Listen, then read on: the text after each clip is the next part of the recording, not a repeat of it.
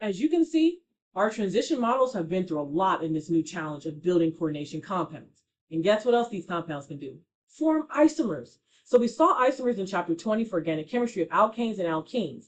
And the definitions are the same. An isomer are compounds with the same chemical formula, but different properties. So how do those properties arise?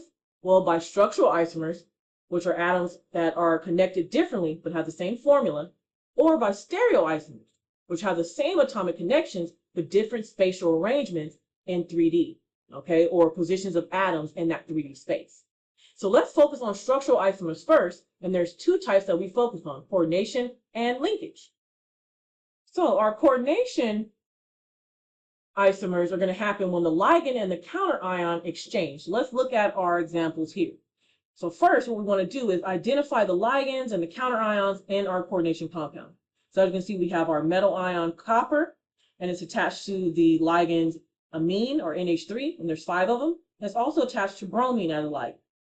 Here are our brackets to dictate that that is our complex ion, and then our counter ion is going to be our chlorine. So we have our complex and then our counter ion, which is chlorine.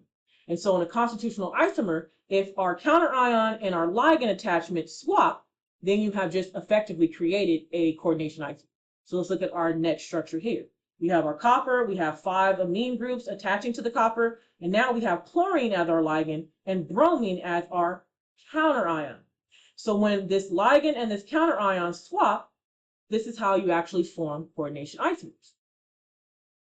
And as you can see throughout, folks, I'm like making sure that our structures are the same. I'm like counting how many amine groups there are. I'm just consolidating all the details.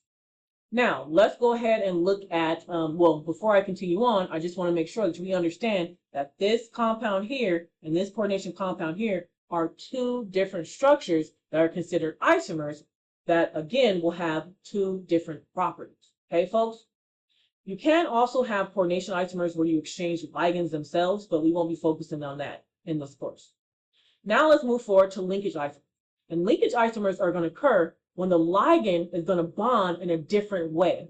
So, as we can see in this compound, we have our Fe, we have more amine groups, and there's 5 of them attached here, and then we have our ligand NO2. And this entire complex ion is 2+ charge. Then we have our iron, our NH3, and there's 5 of them, and we also have our NO2 ligand. But the attachment, or the donor atom attachment to the central metal, is going to be different. So here we have our nitrogen that's attached to our iron here, and here we have our oxygen that's attached to our iron. So when you have difference in the way that those atoms are going to attach to the metal ion, you now have linkage isomers. So because of those 2 different attachments, this entire thing is its own compound, and this entire thing is its own compound. Again, these 2 structures are considered different with different properties. And so the goal is that you understand, okay, my linkage isomers, it's all about focusing on the ligand attachment, and then my coordination isomers are all about focusing on my ligands and the counter ion as well.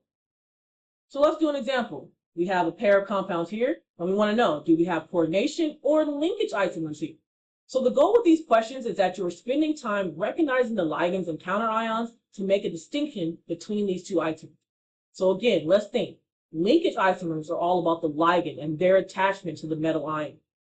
And then coordination isomers are all about the ligand and the counter ion and how they swap. So when we're looking at your example, we just want to make sure we go through, check out all the ligands, and make sure we're doing all the details here.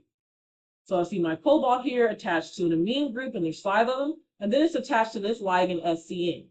Then I have my cobalt here, it has 5 amine groups as well, and now it's attached to the same ligand that's made up of sulfur, carbon, and nitrogen, but the attachment is different. The attachment here is sulfur directly attaching to the metal ion, and here we have nitrogen attaching to the metal ion. So we are ligand focused or ligand only focused.